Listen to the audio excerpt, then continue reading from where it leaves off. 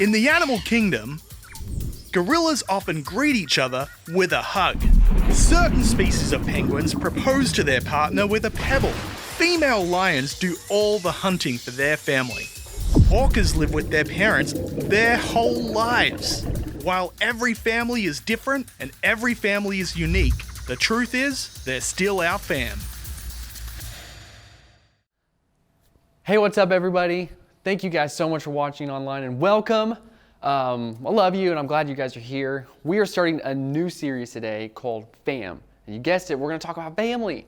We figured it was a good time because, let's see, you've spent the last 4 or 5 months spending a lot of time around your family. And last week we talked about arguing because, let's face it, sometimes we argue a lot with family. And then we felt like we should just follow it up and talk about your family. So that's what we're gonna do today. We're gonna talk about family. Because family is the one thing that we all have in common. Of course, our families can all look, a little different from each other. For some of us, family means one parent, a few siblings, or it might mean 2 parents and no siblings. It may mean a mother, a stepmother, a father, a stepfather, 4 half-brothers and sisters. Or it may mean your dog or your dad and his girlfriend who lives with you and her daughter. Maybe your family is the one that adopted you. Or maybe it's the aunt, uncle you live with now. Or maybe it's your foster family that you live with. Or it could be your friends that are around you that you feel are more like family than friends. No matter what yours currently looks like though, or has looked like in the past, the thing is we all come from a family or a part of some kind of family, like it or not. Here's a picture of my family. This is my wife Sammy, and that's my son Asher. He just turned 2 this week, a few days ago.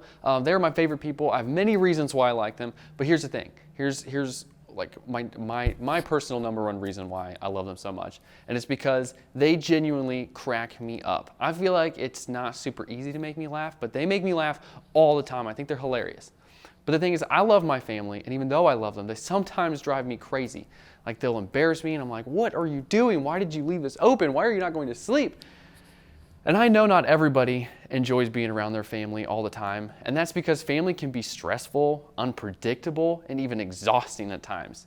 When you look at your family, there's often fighting, maybe health issues, there's divorce, lying, rules you don't even understand, yelling, and all those things can make family a lot more, complicated. Now, take faith and add that to the equation. Whether you've been a follower of Jesus for a long time or this Jesus thing is new to you, here's what I want you to know. Faith can create tension in your family.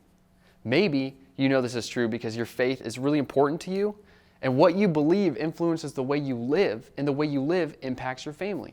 And that's complicated, maybe because you are following Jesus, but the people in your family, maybe not so much, maybe they don't believe this things that you believe, and they look at you and they're just like, you're taking this too seriously. Or maybe they are Christians, but they give you a hard time for taking your faith so seriously. And honestly, you're not sure if you're supposed to talk about it, or if you just ignore it and pretend it's not an issue, like what do you do?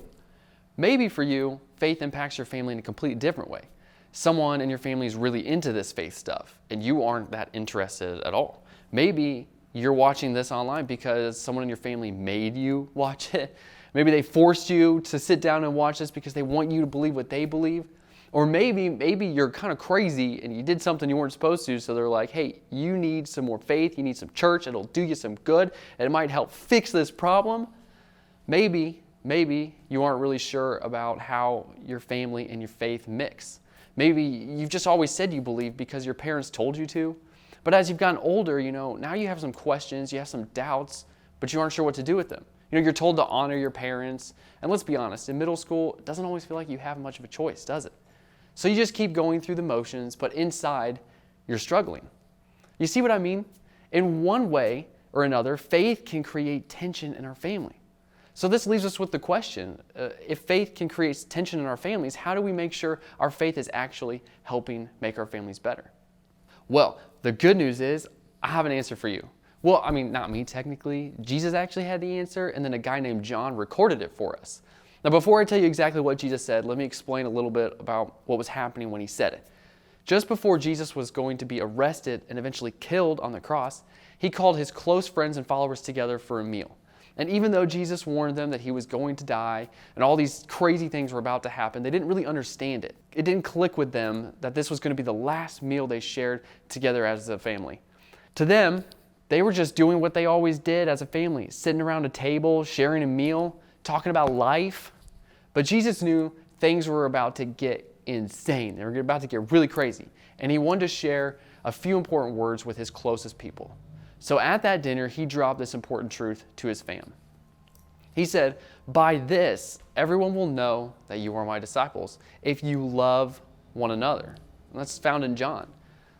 The word disciple, don't let that throw you off, okay? It simply means someone that's following Jesus. Jesus was saying that people will know that we follow him and believe in him by the way we love each other. Jesus knew difficult times were coming soon.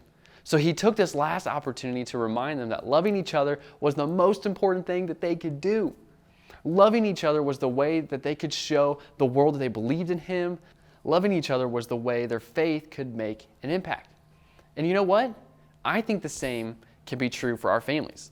If we want our faith to do more than just create tension in our family, we have to love, because loving your family is how your faith can make an impact.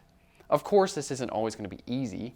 Loving your family the way Jesus asked can be really difficult. In fact, some days it might be the hardest thing you're called to do. And I think Jesus knew that. I think that's why he didn't leave us to figure out how to do this all on our own. Because a few years later, after Jesus had already died and came back to life and went to heaven, God brought a guy named Paul on the scene. And Paul wrote a bunch of letters to the churches around at that time to instruct them and encourage them in their faith. And this is how he defined Jesus' kind of love. He said, "Love is patient, love is kind. It does not envy, it does not boast, it is not proud, it does not dishonor others, it is not self-seeking, it is not easily angered, it keeps no records of wrong.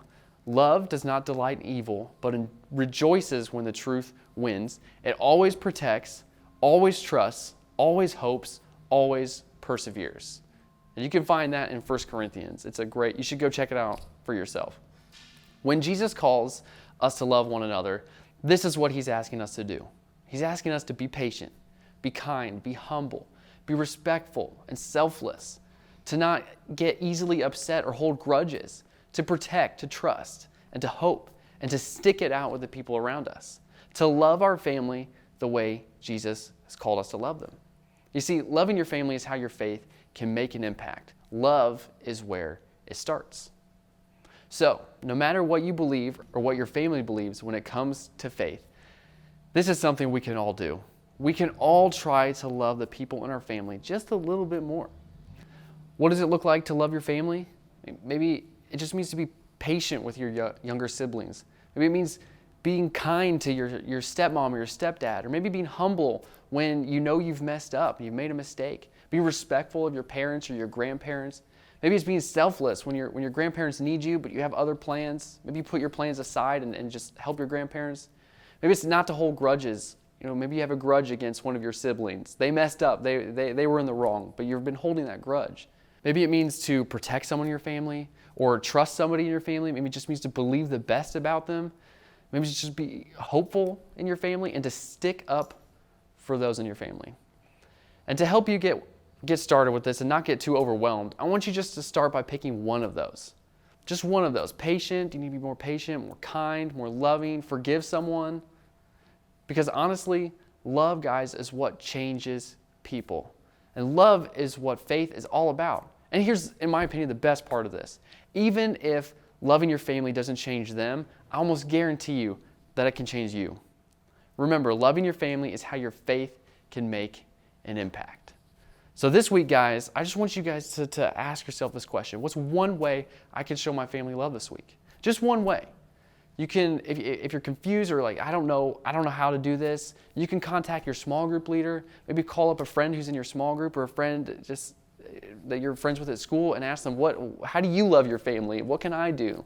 Just ask some people, talk to some people if you can't think of one way to do this. But just find one way to love your family this week.